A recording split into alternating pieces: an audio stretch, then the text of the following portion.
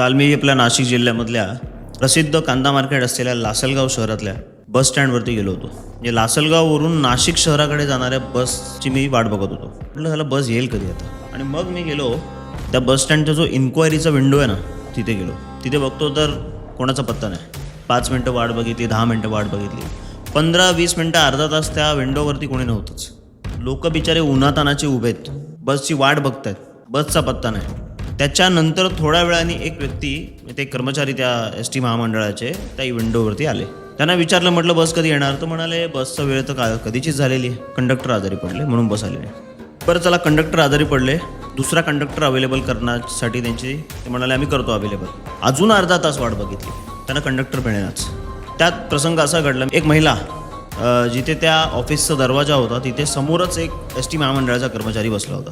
तिने विचारलं की आता नाशिकची बस कधी येणार आहे? तो काहीतरी पेपर वाचत होता का मोबाईलमध्ये बघत होता वाटतं. म्हणे येईल, वेळ झाली आता. मी म्हणाल दादा किती वेळात येईल, आम्ही बऱ्याच वेळापासून वाट बघतोय. त्याचं काय उत्तर असावं? बरं, ती महिला विचारणारी त्याने उत्तर दिलं, बाजूला हो ना. अशा पद्धतीचं उत्तर त्या माणसाने दिलं, त्या कर्मचाऱ्याने. हा काय प्रकार आहे? तुम्ही सरकारी कर्मचारी आहात, लोक तुम्हाला काही प्रश्न विचारतायत, तुम्हाला माहीत नसेल तर मला माहिती नाही, तुम्ही तिकडे जाऊन विचारा, असं प्रकारचं उत्तर द्या. ही कुठची पद्धत आहे? बाजूला हो ना.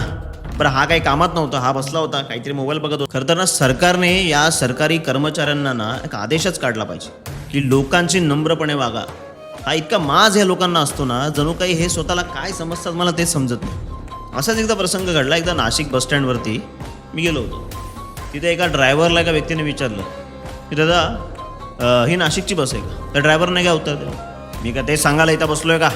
या अशा प्रकारची उत्तरं देतात हे लोक. कुठून येतो एवढा माज? ह्यांना कोणाची भीती वाटत नाही?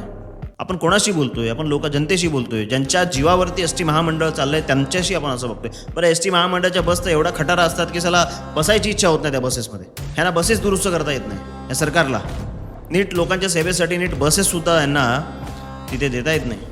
20-20, 30-30 वर्ष जुन्या झालेल्या बस चालताना खडखड खडखड खडखड नुसता आवाज येत असतो.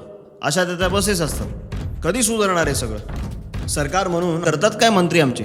कधीतरी जनतेचा विचार करा. तुम्ही तर ताफा घेऊन फिरता, मोठमोठ्या AC गाड्यांमध्ये फिरता, आलिशान गाड्यांमध्ये फिरता, पण जनता, जी सामान्य लोक आहे, जे जेव्हा STमध्ये प्रवास करत असताना त्यांना काय त्रास होतोय ह्याचा कधी विचार तुम्ही करणार? कधी करणार याचा विचार? त्यांना चांगल्या सोयीसुविधा मिळाव्या याच्यासाठी म्हणून कधी प्रयत्न करणार? खटारा झालेल्या बस काढून टाका, चांगल्या अवस्थेत असलेल्या बस तिकडे द्या लोकांना.